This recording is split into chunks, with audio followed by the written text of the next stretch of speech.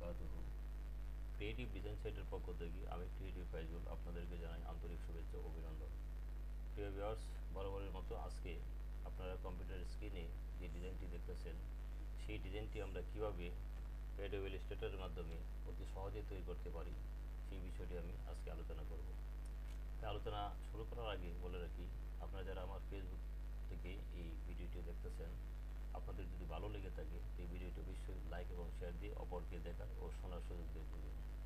এবং বিশেষ করে আমার YouTube channel creative unique take 24 থেকে যারা দেখতেছেন তারা আমার ইউটিউব চ্যানেলটিকে সাবস্ক্রাইব করে দেবেন। তাহলে আমরা আলোচনা দেরি না করে মূল আলোচনায় ফিরে যাই। এই ডিজাইনটি আমি একপাশে প্রথমত রেখে দিই, সেভ করে একপাশে রেখে দিয়ে গ্রুপ করি।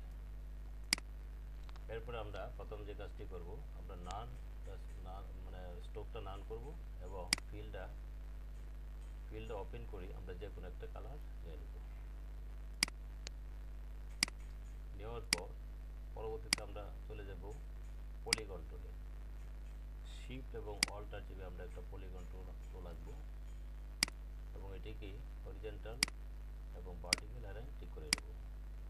পরবর্তীতে আমরা ডাইরেক্ট সিলেকশন টুল দিয়ে এই চারটা কোণাকে কর্নারকে আমরা সিলেকশন করে একটু রাউন্ড করে নেব।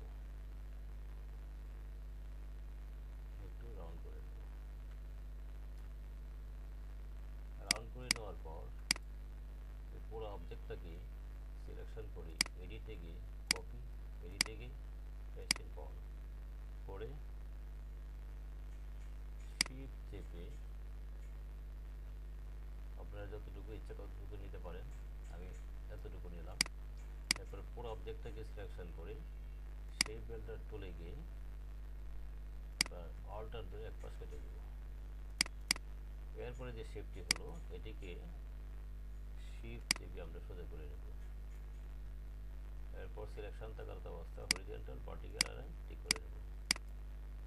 এরপর মাউসের রাইট বাটন ক্লিক করে ট্রান্সফর্মে গিয়ে রিফ্লেক্ট দেব। রিফ্লেক্ট দিলে যদি ভার্টিক্যাল থাকে হরিজন্টাল করে নেবেন। এরপর প্রিভিউ দেবেন এবং কপি দেবেন। দেওয়ার পর এই অংশটাকে আমরা কিবোর্ডের ডাউন বাটন ক্লিক করে সমান করে দেব। ডাউন বাটন ক্লিক করে আমরা সমান করে দেব এবং একটু কন্ট্রোল ওয়াই দিই, দিয়ে দেখি আমরা সমান হয়েছে কিনা। হ্যাঁ, সমান হয়ে গেছে। এখন যে কাজটি করব, আমরা এটিকে একটু উপরে নেব। উপরে নেওয়ার পর সিলেকশন করে অল্টার চেপে আরেকটি কপি করব। কপি করে এই সেন্টারে অথবা আরেকটু নিচে বসাইলেও সমস্যা নেই, একটু নিচে বসিয়ে দিলাম, এখানে রাখলাম আনুমানিক। বসানোর পরে যে কাজটি করা হবে, আমরা পুরা অবজেক্টটাকে সিলেকশন করে শেপ বিল্ডার টুল নিয়ে যে কাজটি করব, এটা হলো এখান থেকে এখানে পর্যন্ত আমরা মার্ক করে দেব। আবার এই জায়গা থেকে এই জায়গা পর্যন্ত আমরা মার্ক করে দেব। মার্ক করে আমরা যে কোনো একটা কালার দেব। এটা একটা কালার দিই, রেড কালার দিই। রেড কালার দেওয়ার পরে এই জায়গায় সিলেকশন করে শিফট চেপে আমরা ইউনিট করি। আবার কি করব, এটা আমরা আইডা পর দিই, এটা করে দিই। পরবর্তীতে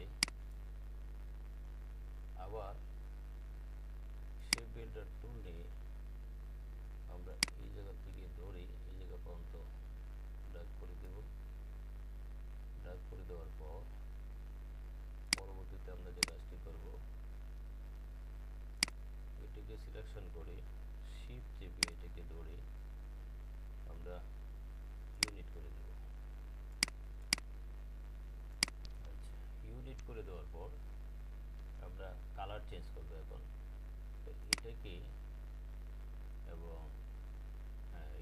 ধরে আইড্রপার দিয়ে এনে ক্লিক করব এবং এনে ক্লিক করব এবং এই পাশটাকে ধরে আইড্রপার দিয়ে এখানে ক্লিক করব। পরবর্তীতে নিচের অংশটুকু, এই অংশটিকে ধরে সিলেকশন করে আইড্রপার দিয়ে এটি ক্লিক করব এবং এই পাশটাকে ধরে আইড্রপার দিয়ে এটা ক্লিক করব। তো প্রিয় ভিউয়ার্স, আমাদের যে ডিজাইনটি, এই ডিজাইনটি কিন্তু আমরা করে ফেললাম, অতি সহজে করে ফেললাম। পাশাপাশি আমরা এটিকে কালারও করলাম। এটা আমরা গ্রুপ করে নিই, গ্রুপ করে আমরা এটাকে কালারও করলাম। আপনারা যদি মনে করেন যে ভিন্ন কালার করবেন, ভিন্ন যে কোনো কালার আপনারা করতে পারেন। যদি এটা আমি যদি একটু কী করি, আমি যদি এটা কপি করি, একটু ছোটো করি, ছোটো করে সেভ হয় নাই, আমরা যে কাজটা করব এটা আনগ্রুপ করে এটা এবং শিফট চেপে এটা আমরা ইউনাইট করে দেব। তো এইটা শিফট চেপে এটা ইউনাইট করে দেব। এখন আমাদের এটা আর কোনো লড়বে না, লড়াছাড়া করবে না। তো যে কাজটা করতে হবে, এখন আমাদের গ্রুপ হয়ে গেছে, এটা হয়ে গেছে, গ্রুপ হয়ে গেছে। এখন আপনারা যদি ইচ্ছা করেন যে এটাকে কী করবেন, আর একটা কালার করবেন, কালার করতে পারবেন। গ্রুপ হয় নাই, গ্রুপ পর্যন্ত কন্ট্রোল জি, কন্ট্রোল জি দিয়ে আমরা গ্রুপ করলাম। এটা বাড়তি অংশ ফেলে দিই, কন্ট্রোল জি দিয়ে গ্রুপ করলাম। গ্রুপ করে আরেকটি অংশ নিয়ে আসলাম, একটা অংশ নিয়ে আসলাম, এটা কপি করে নিয়ে আসলাম এই জায়গায়। এখন এটাকে যদি আমরা ভিন্ন কোনো কালার দিয়ে আমরা দিতে পারি, ভিন্ন যে কোনো কালার আপনারা দিতে পারেন।